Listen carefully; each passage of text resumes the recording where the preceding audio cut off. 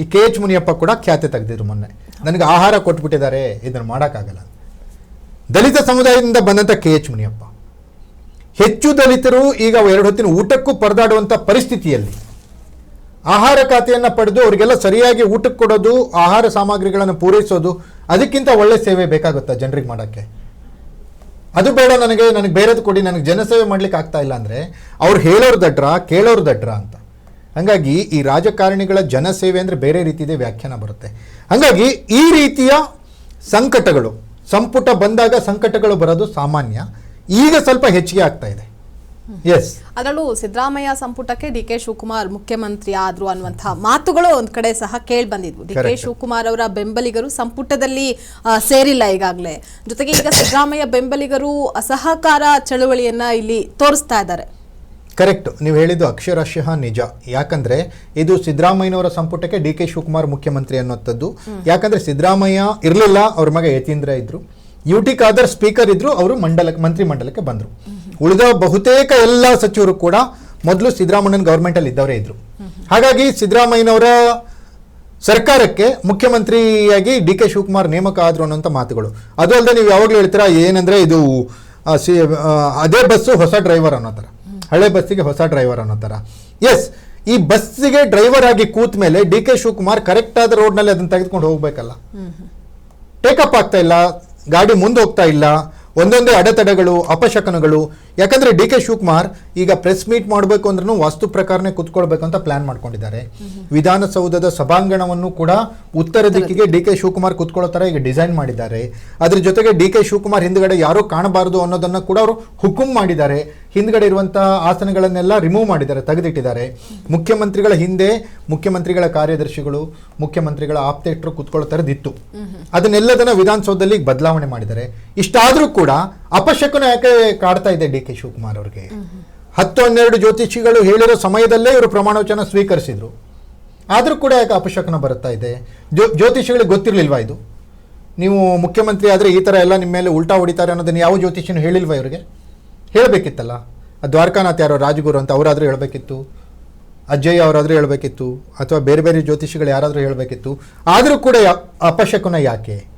ನೀವು ಹೇಳೋ ಪ್ರಕಾರ DK ಶಿವಕುಮಾರ್ ಟೇಕ್ ಆಫ್ ಆಗಲಿಕ್ಕೆ ಇನ್ನೂ ಕಷ್ಟಪಡ್ತಾ ಇದ್ದಾರೆ. ಅವರ ವರ್ತನೆ, ಅವರು ಅಧಿಕಾರ ನಡೆಸ್ತಾ ಇರುವಂಥ ಶೈಲಿಯನ್ನು ನೋಡಿದರೆ ಟೇಕ್ ಆಫ್ ಆಗೋದು ಸ್ವಲ್ಪ ಕಷ್ಟ ಅನ್ನುವಂತಹ ವಾತಾವರಣ ಸದ್ಯಕ್ಕೆ ಕಾಂಗ್ರೆಸ್ನಲ್ಲಿ ಆಗ್ತಾ ಇರುವಂಥ ಬೆಳವಣಿಗೆಗಳನ್ನು ನೋಡಿದರೆ ಗೊತ್ತಾಗುತ್ತೆ ನಿಶ್ಚಿತ. ಮತ್ತೊಂದು ಕಡೆ ಸರ್, ಈಗಾಗಲೇ BK ಹರಿಪ್ರಸಾದ್ ಅವರು KPCC ಅಧ್ಯಕ್ಷರಾದ ಮೇಲೆ ಸರ್ಕಾರಕ್ಕೂ ಪಕ್ಷಕ್ಕೂ ಕಮ್ಯುನಿಕೇಶನ್ ಗ್ಯಾಪ್ ಆಗ್ತಾ ಇದೆ ಜಾಸ್ತಿ ಅನ್ನುವಂತಹ ಮಾತುಗಳು ಕೂಡ ಕೇಳ್ಬರ್ತಾ ಇದೆ. ಯಾವ ರೀತಿ ಸಮನ್ವಯ ಮಾಡ್ತಾರೆ ಅಂತ? ಆಕ್ಚುಲಿ ಹೆಂಗಿತ್ತು ಅಂದ್ರೆ BK Hariprasad versus DK Shivakumar ಅನ್ನೋದು ಇವತ್ತು ನೆನೆದಲ್ಲ. ಅವರ ವಿದ್ಯಾರ್ಥಿ ಜೀವನದಲ್ಲಿ DK ಶಿವಕುಮಾರ್ ಯಾವುದೋ ಒಂದು ಹಳೆಯ ಒಂದು ಇಂಟರ್ವ್ಯೂನಲ್ಲಿ ಹೇಳಿದ್ದಾರೆ, ನಾನು ವಿದ್ಯಾರ್ಥಿ ಜೀವನದ ಹೋರಾಟ ಯಾವ ರೀತಿ ಇತ್ತು, ಬೇರೆ ಬೇರೆ ಆಗಿನ ಕಾಲದ ಭೂಗತ ಜಗತ್ತಿನ ಜೊತೆಗೆ DK ಶಿವಕುಮಾರ್ ಅವರ ಸಂಬಂಧ ಮತ್ತು ಸಂಪರ್ಕ ಯಾವ ರೀತಿ ಇತ್ತು. ಜಾಣನಾದಂತಹ DK ಶಿವಕುಮಾರ್ ಮೇಲೆ ಯಾವುದೂ ಕೇಸ್ಗಳು ಬೀಳಿಲ್ಲ ಯಾಕೆ ಅನ್ನೋದನ್ನು ಕೂಡ ಅವರೇ ಹೇಳಿದ್ದಾರೆ, DK ಶಿವಕುಮಾರ್ ಹೇಳಿದ್ದಾರೆ. ಆಗಿನ ಕಾಲದಿಂದಲೂ DK ಮತ್ತು BK ಇಬ್ಬರು ಕೂಡ ಒಳ್ಳೆಯ ಸ್ನೇಹಿತರಾಗಿದ್ದಂಥವ್ರೆ. ಆದರೆ ಯಾವಾಗ ಸಿದ್ದರಾಮಯ್ಯನವರು ಕಾಂಗ್ರೆಸ್ಸಿಗೆ ಬರ್ತಾರೋ, ಹಿಂದುಳಿದ ವರ್ಗಗಳ ನಾಯಕ ಸಿದ್ದರಾಮಯ್ಯನವರಿಗೆ ಶಕ್ತಿ ತುಂಬಬೇಕು ಅಂತ ಹೇಳಿ RSSನ ವಿರೋಧಿಯಾಗಿ ಗುರುತಿಸಿಕೊಂಡಂತಹ BK ಹರಿಪ್ರಸಾದ್ ಸಿದ್ದರಾಮಯ್ಯನವರ ಪರವಾಗಿ ನಿಲ್ತಾರೆ. ಯಾವಾಗ 2023ರಲ್ಲಿ ಕಾಂಗ್ರೆಸ್ ಅಧಿಕಾರಕ್ಕೆ ಬರುತ್ತೋ ಅವಾಗ BK ಹರಿಪ್ರಸಾದ್ ಈಡಿಗರ ಕೋಟಾದಲ್ಲಿ ಮಿನಿಸ್ಟರ್ ಆಗಬೇಕಿತ್ತು. ಆದರೆ ಏನಾಗುತ್ತೆ ಅಂದರೆ ಅಲ್ಲಿ ಶಿವರಾಜ್ ಕುಮಾರ್ ಅವ್ರು ಹೋಗ್ಬಿಟ್ಟು ಮಧು ಬಂಗಾರಪ್ಪನವ್ರನ್ನ ಮಿನಿಸ್ಟರ್ನಾಗಿ ಮಾಡ್ತಾರೆ. ಅದನ್ನು ಮಾಡಲಿಕ್ಕೆ ಕಾರಣ ಇವರೇ, ಯಾರು? DK ಶಿವಕುಮಾರ್. ಮತ್ತು ಸಿದ್ದರಾಮಯ್ಯನವ್ರಿಗೂ ಕೂಡ ಅದೇ ರೀತಿಯ ಒಂದು ಆವಾಗಿನ ಕಾಲದಲ್ಲಿ ಒಂದು ಅವಕಾಶ ಬೇಕಿತ್ತು BK ಹರಿಪ್ರಸಾದ್ ಅವ್ರನ್ನ ಸಂಪುಟದಿಂದ ಹೊರಗಿಡ್ಲಿಕ್ಕೆ. ಕಾರಣ ಏನಂದರೆ ಮತ್ತೊಬ್ಬ ಹಿಂದುಳಿದ ವರ್ಗಗಳ ನಾಯಕ ಮಂತ್ರಿ ಆಗಿಬಿಟ್ರೆ ಇವರು ಕೂಡ ಹಿಂದುಳಿದ ವರ್ಗಗಳ ನಾಯಕರಾಗಿರೋದ್ರಿಂದ, ಅಹಿಂದ ನಾಯಕ ಆಗಿರೋದ್ರಿಂದ ಸಿದ್ದರಾಮಯ್ಯ ಅವ್ರಿಗೆ ಯಾರು ಕಾಂಪಿಟೇಟ್ ಹುಡ್ಕೋತಾರೆ ಅಂತ. ಅದ್ರ ಜೊತೆಗೆ DK ಶಿವಕುಮಾರ್ ಅವ್ರದ್ದು ಏನಿತ್ತು ಅಂದರೆ, DK ಶಿವಕುಮಾರ್ ಫಸ್ಟ್ ಮಿನಿಸ್ಟರ್ ಆಗಿದ್ದು, ಮಂತ್ರಿ ಆಗಿದ್ದು S ಬಂಗಾರಪ್ಪನವರ ಸರ್ಕಾರದಲ್ಲಿ. S ಬಂಗಾರಪ್ಪ DK ಶಿವಕುಮಾರ್ ಅವ್ರನ್ನ ಆವಾಗಿನ ಕಾಲದಲ್ಲೇ ಮಂತ್ರಿ ಮಾಡಿರೋದ್ರಿಂದ ಆ ಋಣವನ್ನು ತೀರ್ಸೋಣ ಅಂತ ಹೇಳ್ಬಿಟ್ಟು ಮಧು ಬಂಗಾರಪ್ಪನವ್ರನ್ನ DK ಶಿವಕುಮಾರ್ ಮಿನಿಸ್ಟರ್ ಮಾಡ್ತಾರೆ. ಅಲ್ಲಿ BK ಹರಿಪ್ರಸಾದ್ ಮತ್ತು ಸಿದ್ದರಾಮಯ್ಯನವರ ವಿರುದ್ಧ, BK ಹರಿಪ್ರಸಾದ್ ಮತ್ತು DK ಶಿವಕುಮಾರ್ ವಿರುದ್ಧ ಕಂದಕಗಳು ಶುರುವಾಗಿದ್ದು, ಅವ್ರಿಗೆ ಸಿಗಬೇಕಾಗಿರೋ ಹುದ್ದೆಯನ್ನು ತಪ್ಪಿಸಿದ್ರು ಅಂತ. ಅದು ಈಗ ಮುಂದುವರಿತಾ ಇದೆ. ಈಗ ಪಕ್ಷಕ್ಕೆ ಹರಿಪ್ರಸಾದ್ ಕ್ಯಾಪ್ಟನ್, ಸರ್ಕಾರಕ್ಕೆ ಡಿ ಕೆ ಶಿವಕುಮಾರ್ ಕ್ಯಾಪ್ಟನ್. ಅವರಿಬ್ಬರ ಮಧ್ಯದಲ್ಲಿ ಕಮ್ಯುನಿಕೇಶನ್ ಗ್ಯಾಪ್ ಇದೆ. ಅವರವರ ಮಾತುಗಳನ್ನು ಕೇಳಿದ್ರು ಗೊತ್ತಾಗುತ್ತೆ. ಮೊನ್ನೆ ಏನ್ ಹೇಳಿದ್ರು ಬಿ ಕೆ ಹರಿಪ್ರಸಾದ್, ನಿಮಗೆ ಅಧಿಕಾರ ಬೇಕಂದ್ರೆ ಡಿ ಕೆ ಶಿವಕುಮಾರ್ ಇಂದ ಹೋಗಿ, ಪಕ್ಷ ಕಟ್ಟಬೇಕಂದ್ರೆ ನನ್ನಿಂದ ಬನ್ನಿ ಅಂತ ಮಾತನ್ನು ಕೂಡ ಹೇಳಿದ್ರು. ಇವರಿಬ್ಬರ ಮಧ್ಯದಲ್ಲಿ ಸಮನ್ವಯತೆಯನ್ನ ಸಾಧಿಸಬೇಕಾಗಿರೋದು, ಕೋಆರ್ಡಿನೇಷನ್ ಮಾಡಬೇಕಾಗಿರೋದು ಯಾರು?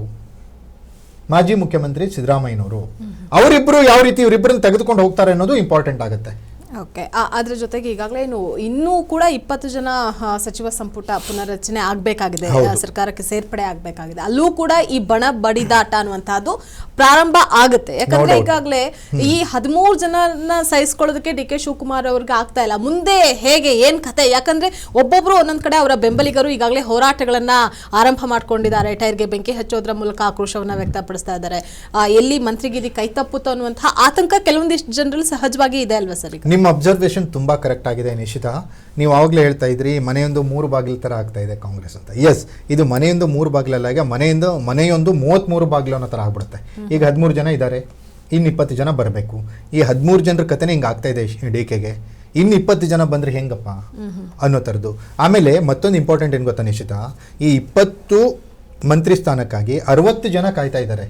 ನನಗೆ ಕೊಡ್ತೀರಾ, ನನಗೆ ಕೊಡ್ತೀರಾ, ನನಗೆ ಕೊಡಿ. ಫಾರ್ ಎಕ್ಸಾಂಪಲ್ ಲೀಸ್ಟ್ಗಳನ್ನು ನೋಡಿ ನೀವು, ಬೆಲ್ಗಮ್ಮಿಂದ ಈ ಕಡೆ ಬೆಂಗಳೂರವರೆಗೂ ನೋಡಿ, ಆಮೇಲೆ ಬೀದರ್ನಿಂದ ಚಾಮರಾಜನಗರದವರೆಗೂ ನೋಡಿ, ಆಮೇಲೆ ಮಂಗಳೂರಿನಿಂದ ಈ ಕಡೆ ದಾವಣಗೆರೆವರೆಗೂ ನೋಡಿ. ಎಲ್ಲಿ ನೋಡಿದ್ರು ಕೂಡ ಈಗ ಆಕಾಂಕ್ಷಿಗಳ ದಂಡು ಬೆಳೀತಾನೆ ಇದೆ.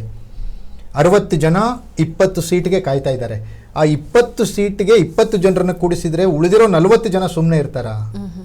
ಆ 40 ಜನ ಯಾರ ಹತ್ರ ಹೋಗ್ತಾರೆ? ಸಿದ್ದರಾಮಯ್ಯನವ್ರ ಹತ್ರ ಹೋಗ್ತಾರೆ. ಸಿದ್ದರಾಮಯ್ಯನವ್ರ ಹತ್ರ ಈಗ ಅಧಿಕಾರ ಕಳೆದುಕೊಂಡವರೇ ನಾಯಕರಾಗ್ತಾರೆ, ಅಧಿಕಾರ ಸಿಗದೆ ಇರೋರಿಗೆ.